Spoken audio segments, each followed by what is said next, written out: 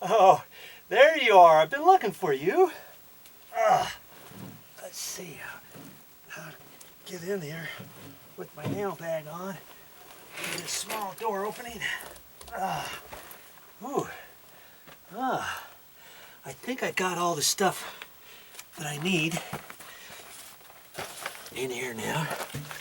Whew. At least I don't have to crawl around underneath the house. I've had a house like that before where I had to be on my belly. So I'm liking this. Whew, finally made it down here with all my materials, the light, all the different stuff. Now, if you will recall, before I was planning on putting a box up here, a 2-gang box, like up in here for a light switch and an electrical outlet. But I've decided to put the light switch over on the other side. We'll talk about that after a while. And see, before I had only pulled my wire down far enough to get to this box right there. Hope you can see. Hopefully there's enough light here for you. Let's see if I can readjust my construction light here. Okay. See, that would have been perfect to do that. I had another 2-gang box with nails on it, but it was up there. These 2x6s down here are 19 years old. These could be really super hard to nail into. The nails could bend or something. And I wasn't sure where I was going to put this. If I was going to put it down there, you know, having the electrical outlet down low, so I could plug in a battery charger and just set it on the ledge down here or something. And if I did, I wouldn't be able to nail that in, would I?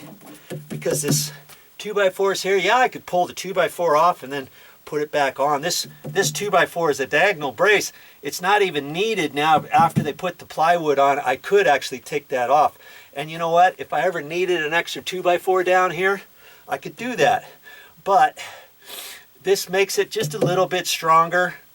And so, you know, for now I'm going to leave it. So I could have put this one on with the flange on the side, just screwed it in.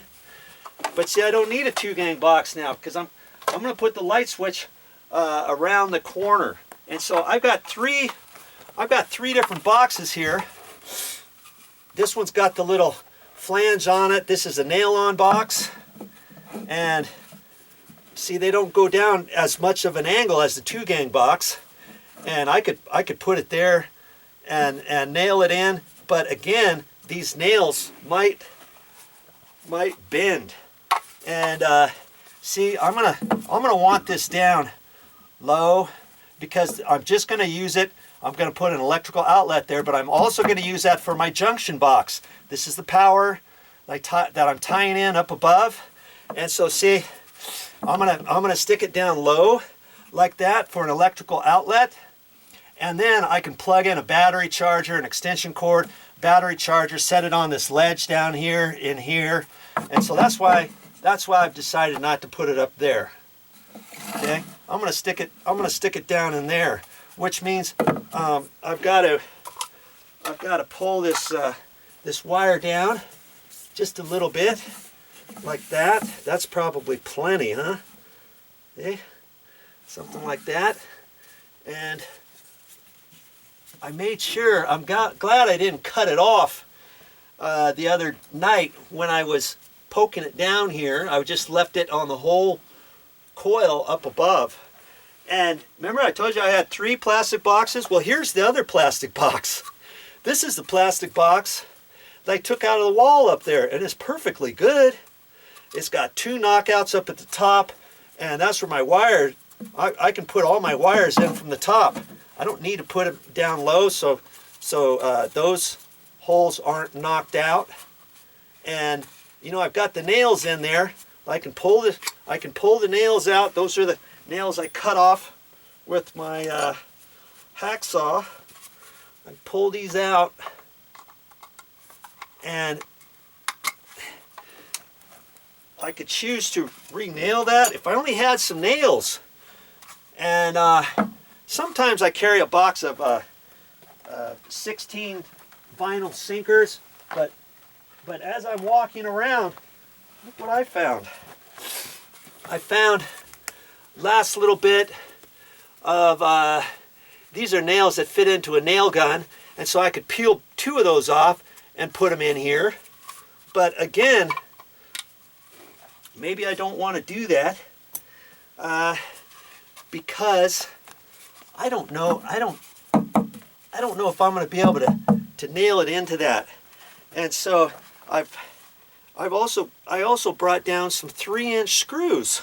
Just happen to have some 3-inch screws, and these are just sheetrock, coarse threaded sheetrock screws. And I usually carry those in 1 inch, 1 1/4 inch, 1 5/8, 2 inch, 2 1/2, and 3 inch. That way, anytime I need something, I can use that. And I checked the screws out, and the screws are just a hair bigger than this slot in here. I've got a drill bit, and I'm going to drill that out just a hair without going through the other bit. And I'm going to be kind of careful as I'm doing it.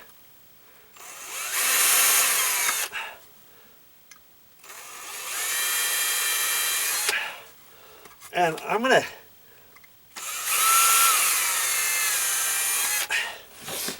put this box back on there. Nothing like recycling, right? I mean, the other box was it's about $1 or a little less than $1.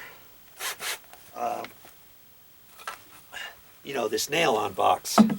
And so, hey, if you're running short and stuff, or if you take out a box like I showed you, I don't know if you saw that video,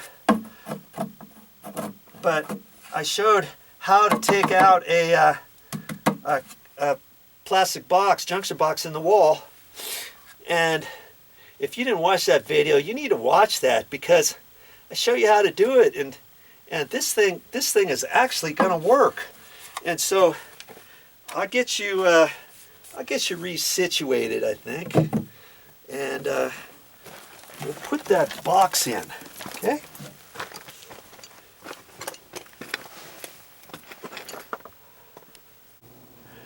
Well, I'm just getting ready to get underneath the house, but this is actually how you should leave a job, especially if you're inside somebody's house. You know, I've got some towels down, I've got all my tools and materials now stacked along the towels. That way, if my drill bit was greasy, or the end of my extension piece, or anything, I don't want to get this carpet all messed up and dirty and stuff. I mean, I'm pretty careful when it goes to things, but this is how I should have set it up from the beginning.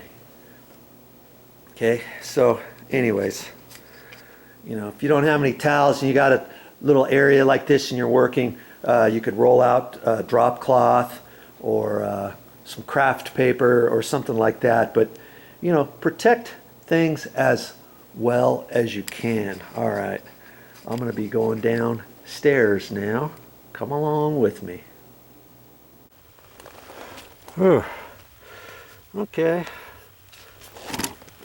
I got my dust mask on, my glasses on. Geez, yes, I should have brought my knee pad. What was I thinking? You know what? I'm gonna go get it. Yep. I am going to get my knee pad. Whew, glad that's done. Oh.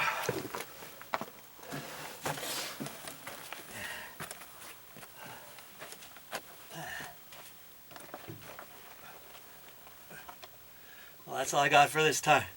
But I'll be back with more videos.